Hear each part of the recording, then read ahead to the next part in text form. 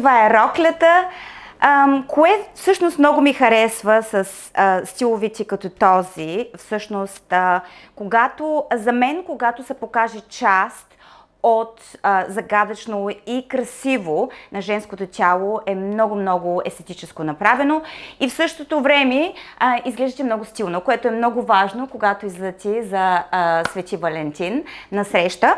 Така, тази рокля, което е много хубаво направено за нея, е, че освен, че има бюстия ефект от едната страна, има всъщност част от лясната, като може да видите, всъщност детайлите, ако видите как е направено, много е меко, има хостие отдолу и едновременно с това така се чувства удобно, има пространство тук, така не е много така впита във вас, което е понякога, особено когато вземе на вечери и в случая на по-специална вечеря, ние не искаме да се чувстваме така, не искаме да си гълтаме коремите постоянно, което аз по принцип правех преди, но гледам сега да си избирам дрехи, които не ми се налага да го правя.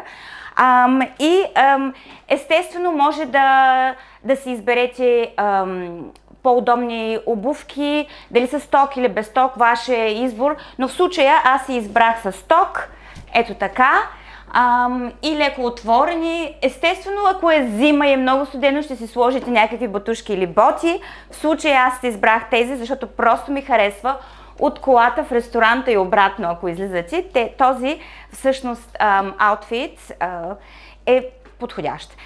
И не забравяйте всъщност, трябва да се чувствате удобно. Каквото и облечете на вашата специална вечер, трябва да се чувствате удобно. Това е най-важното. Така, другия туалет е малко по-различен. Тази дреха, тази рокля всъщност е по-дълга от предната ми. И изглежда, че е от две части, но всъщност е от една, както виждате.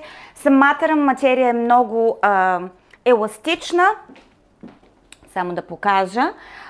И което всъщност също е подходящо, защото се чувствате добре и може да се движите добре.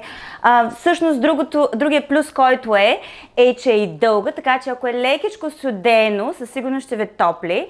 Аз не бих сложила чорпогашник отдолу, но ако смятате, че ви трябва, направете го, но аз предпочитам да ходя без чорпогашници. Не ми харесва цялата идея от това, което стяга тук отгоре, но някои хора предпочитат. Значи тази рокля ще я комбинирам с тези обувки, които в момента те са леко отворени отзади, както виждате. В момента са много модерни, с както виждате малки камъчета или големи в случая.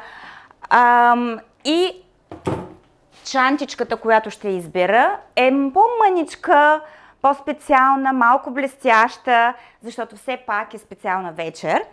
И да, цвета е малко по-различен от зимните цветове, но пък повярвайте, ще се чувствате по-добре и ще изпъкнете тази вечер. Нека да ги пробваме. Готова съм, преобляках се, това е роклята. Както виждате, материята е невероятно, стои наистина много приятно и се чувства приятно също. С малката ми чанта, не забравяйте, че ако искате може да сложите по-голяма чанта, защото със сигурност няма да съберете много неща. На мен и телефона ми се събира тук, така че ще може би да съм без телефон за вечерта. И това са так всъщност, което е отпред изглежда на две части. Има малко подплънки тук, което всъщност придава целия вид на роклята, защото ви прави симетрични. В случая, естествено, тази е малко по-голяма от рамената и определено ще помогне. Всъщност, роклята е много дълга, да ви покажа. Чакай да мръдна насам. Ето. И обувките. Надявам се, туалета ви харесва. Следващия туалет е малко по-различен, пак също е в лилав цвят, но този път е по-наситен и роклята е малко по-къса, с малка цепка тук отпред, да ви покажа. Много ми харесват тези блестящите камъни, които всъщност правят роклята невероятно красива. И естествено ще я миксирам с топчета, които предпочитам да са бели, просто много ми харесва белият цвят. И тези са от Джесика Рич. Кръка може да се види тук отстрани всъщност. И с малка чанта, бяла, също смятам, че ще е по-подходящо за тази рокля, но ако искате, може и черна да сложите. Не дейте друг цвят, няма да отива лилаво, ще стане прекалено много наситено. Така че, нека да пробваме.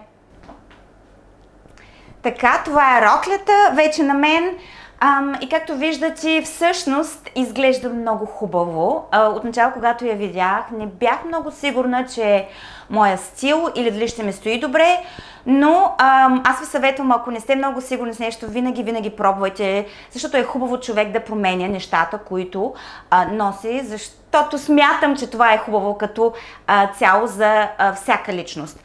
Но, така, да видим сега, всъщност и малко по-назад да мина, да видите роклята.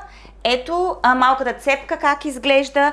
Сега, за някои тази рокля няма да е подходяща за зимата, но все пак, ако ходите на клуб или ако излезете по-късно някъде на топло сте, примерно на почивка, ще е перфект избор за мене. Много добре. И обувките всъщност, те са малко по-високи. Това, което ми харесва на такив стил, че се вижда целият крак и оптически прави крака ви по-дълъг. В случая аз съм късичка, мъничка и това на мене ми е плюс, така че говоря плюс ми е за токчетата, не за че съм мъничка. Но бялото всъщност е един от цветовете, които също удължава. Ако си сложите черни токчета и сте нисичка като мене, определено крака ви няма да изглежда по-дълъг, така да се изразя. Така че това е роклята, надявам се да ви хареса. И да. Така, време е да ви покажа и последна рокля днес, която всъщност реших да е в различен цвят, в розово. Така, много хора, много момичета ще кажат или жени, не е ли по-хубаво да обличаме червено на Свети Валентин, да сме облечени нещо червено, което е всъщност цвета на любовта. Ами аз имам друго мислене, смятам, че червеното е много хубав цвят, но обличайки червено на деня на влюбените е малко прекалено за мене, но това е мое мнение, така че аз тази година реших да направя нещо различно и ще си облека най-вероятно или тази рокля, значи имам няколко любими. За тази рокля искам да ви покажа детайлите. Ето така по-близко, както виждате. Има вътрешната част, момент само да покажа, вътрешната част има подплънки, зипа е отзади. Този част е всъщност много хубава. Момент, така, тази част е много хубава. Тези рибови тук отпреди показват всъщност, ти правят хубаво ореол тук на гърдите, което е много важно. Самата материя е много хубава, това е велвет. Искам да ви кажа, че в момента това е много модно, така че ако нямате рокля от велвет, трябва да се вземете на 100%, какъвто и цвят обичате. Тази рокля всъщност е с голяма цепка, която ще изглежда още по-добре. Аз ще оставя обувките, с които съм в момента, защото смятам, че ще си ходят с нея и с чантичката си също. Така че, нека да я пробвам.